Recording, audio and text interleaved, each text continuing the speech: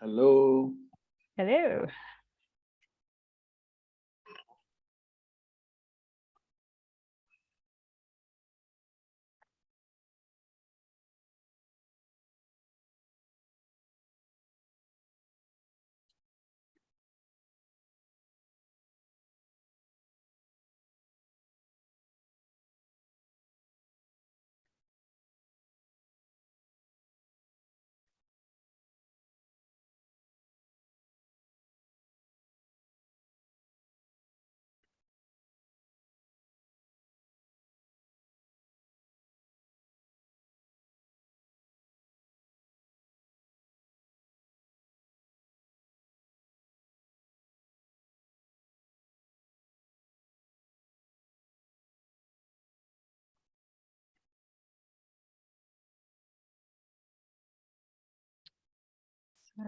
I'm just going to take advantage of a few people joining a few seconds late to check if I can promote another build. I'm all out of sync. The PCL finished this morning at like 9 UTC, which is quite late. So I'm all running behind on like every time I have a package ready to go, it's like the previous one is like halfway through. So if I can just kick this off. In the meantime, please be reading the read-only items on the agenda.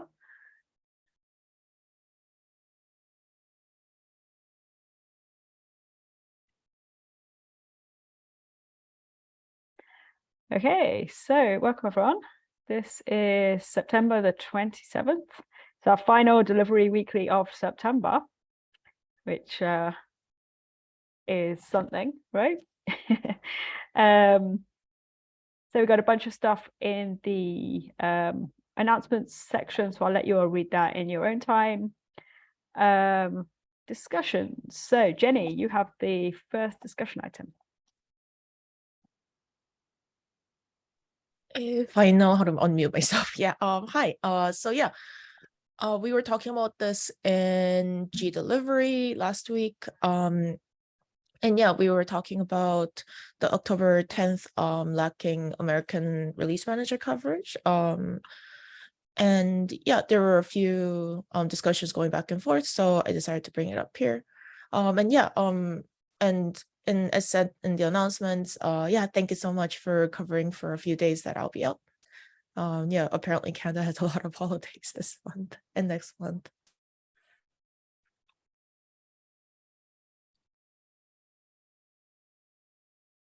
Do you want to verbalize your response, Michele, or should we move along? Yeah, me and Jen discussed this after the post in G Delivery. And yeah, we discussed it. I mean, it's Thanksgiving, should spend with family and friends. We have plenty of options to cover for release management. So no worries at all. Like the least of our problems, probably. Awesome. Thank you. Sounds good. Sounds good. So I just wanted to give a little context and take any. I put it in discussion in case people have questions or want to discuss further. But just to give you a little more context, last week, Michele and I had an interesting chat with Mech and Vinci from Quality. And they were asking an interesting question around, do we run too many tests, or do we run too many tests in the wrong places? It's sort of what Quality is starting to dig into. So it's certainly an interesting one. The reason I went to share it with you all is I know it's a topic that's come up a few times in our discussions as we've sort of looked at pipelines and figured out like what's the right order, where do we put jobs and things like that. And also we as we start talking about health checks and things like that, I think we all have opinions around how much time is being spent on tests and are they in the right place and do they fail enough? So just to give you some kind of awareness, I guess, that Quality are looking into this. Interestingly as well, what they've decided as a kind of first iteration for tracking things is they're going to make use of our deployment blocker data. And so as a kind of super early version of this process, which will get figured out in the next few weeks, I'm going to just give Vinci a ping on the deployment blockers once we've got our week's kind of review on there. And then what Vinci is going to do is figure out a process which will most likely be the quality on call, or somebody named from quality each week, essentially.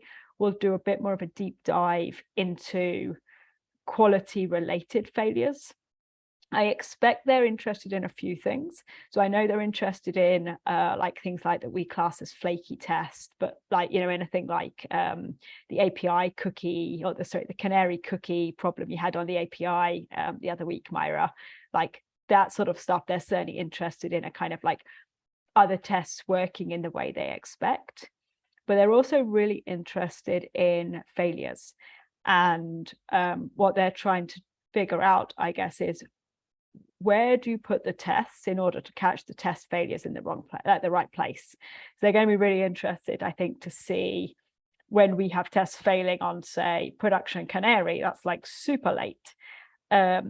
Staging canary is probably good, but it means something did get merged. So anyway, quality is starting to take a look through our data and dig through, and they're going to try and use this to try and make some decisions about which tests are running and where do they run and how many times does an MR go through the same set of tests. So I'm not sure what we'll see coming out of that, but hopefully we'll start to see tests being changed and hopefully reduced a bit as well. Does anyone have any questions or want me to kind of speculate on any more of that stuff? Nope. Okay, awesome. That's go ahead. Yeah, go ahead. Something we can add there is they're actually interested also in a lot of things that we wanted already to touch on as part of reducing release management metrics. So we spoke about retries, manual retries. That is something we spoke about since a long time. How many are there? It would be interesting to start to count manual retries also, which stage and pipeline is happening, and say, okay, these are the, and in particular, highlight the quality ones, right? Because at least in my release management shift, I had a few times where I had to retry QA jobs that actually passed after that. And on one side, I was extremely happy. On the other side, I was a bit too busy to understand why the second time passed or not. But this would be great if we start to highlight, okay, you know, out of the last 50 runs, we had to do 20 times we had to retry, right? And then at that point, at least we have already some data point that can point them out in the right direction to look what happened in these cases and so on. Because I guess our job here would be to inform them mainly and give them like the tools for them to investigate better. In addition to that, also, an interesting part that was still aligned with what we were discussing as part of the release management tool was the duration, that how this was impacting MTTP.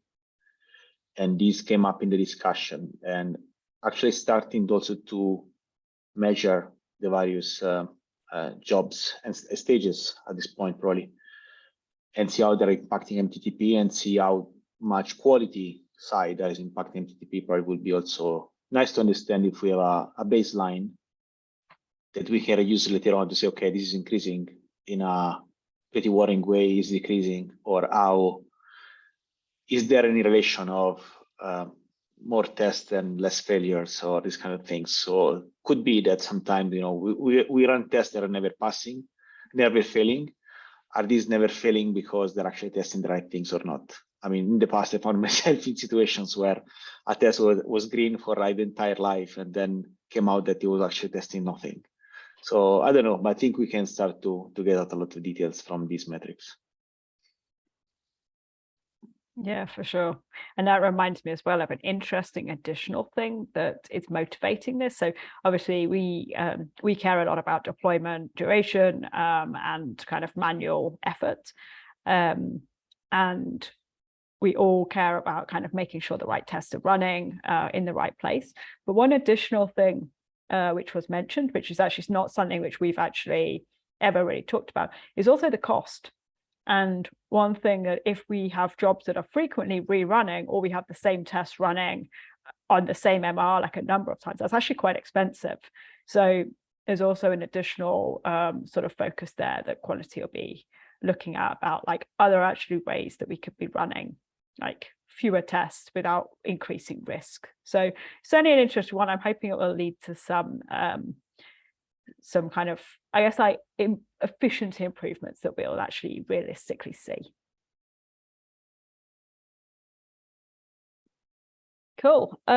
So are there any other discussion topics that anyone wants to bring up today? No? Okay, great. I'll jump into the release management then. Do you want me to do the walkthrough, Jenny?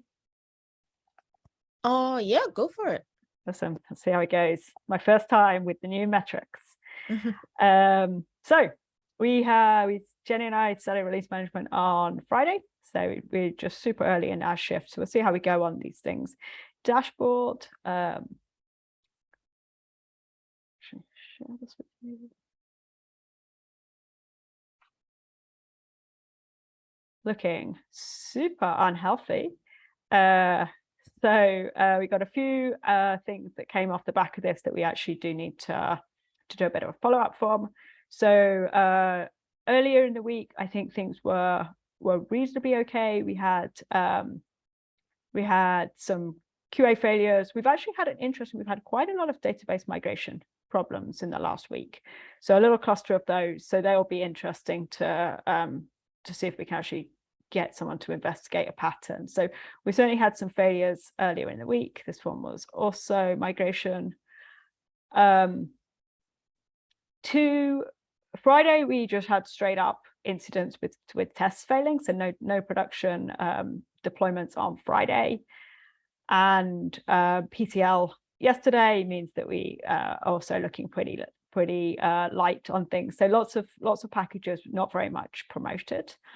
The one follow-up I do have that I want to take off this is around the 22nd. We have our soft PCL in place. I am working to figure out what we do there. So Michele and I were chatting about this last week, and either we're going to lift the PCL, the soft PCL on the 22nd, or we'll improve the documentation to make it clear that we'll continue deployments, but not do the PDMs, and that gives us rollback guaranteed, basically. So one or the other. There's certainly good value to us doing deployments. We're still reviewing whether we also want all the feature flags and all of the change requests to take place on the 22nd. Like, that feels like it could be too much, but being reviewed. So hopefully that will improve things a bit. But certainly last few days, we have not had very many deployments. So that's looking a little unhealthy. So I would just jump to the next tabs.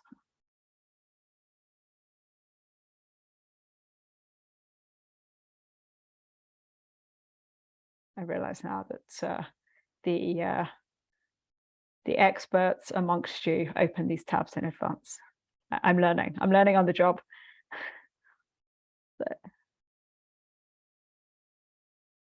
Okay, so lead time for changes is unsurprisingly very high, and that is because we didn't do very many deployments on Friday. We did none on Thursday. We did none on Friday, and we did nothing yesterday. And the first one went through today around my midday. So unsurprisingly, lead time is very high, but we have all the data tracking that, so that's okay. Deployment frequency is low, unsurprisingly. Also, though, we can see here that it is the PDM that's affecting these metrics. So I know we've talked a few times over the last few weeks about, are we double counting? So we know we don't ever do 10 deployments. We've talked about whether Canary is involved there. I mean, it certainly could be. But on the 23rd, the only thing we did was the PDM. And actually, oh no, that's not true. So we did one deployment, and it was a PDM deployment. So I'll open an issue to adjust that, because that will be incorrect on our data. So we should only track the package deployments. But anyway, unsurprising there that deployment frequency is lower than in recent days, but we know that one as well. And then I would just quickly show the blockers, the metrics. So after quite a few, it's been really spiky recently, which will be an interesting one to dig in. So early in September, we lost 69 hours. I think there were some PCLs there. Last week, we lost 51 hours.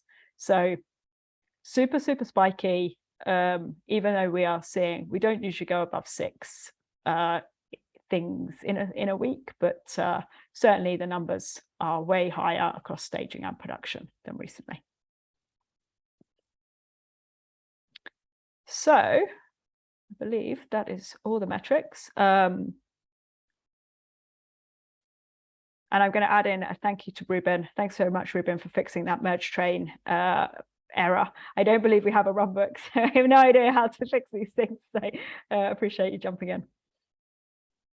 Yeah, we should probably have a runbook for that. I'll put one together. I'll draft one up and send it your way Oh. for review, so we can recover that stuff. Cool. So yeah, awesome. Cool. Are there any other things I should have shown in the metrics or anything? Anyone got any questions? I have a comment, if you don't mind. Go for it.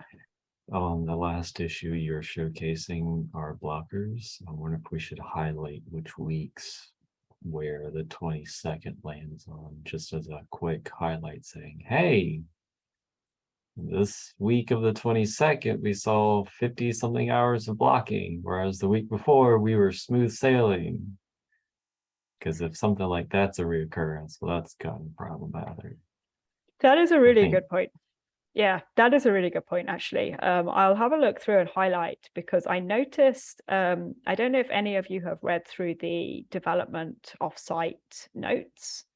I'll post a link afterwards if you haven't. But one thing that was interesting in amongst all of the notes was a lot of developers have been talking about master being broken, and they specifically highlighted certain dates where master breaks or when it's broken and then it's suddenly available.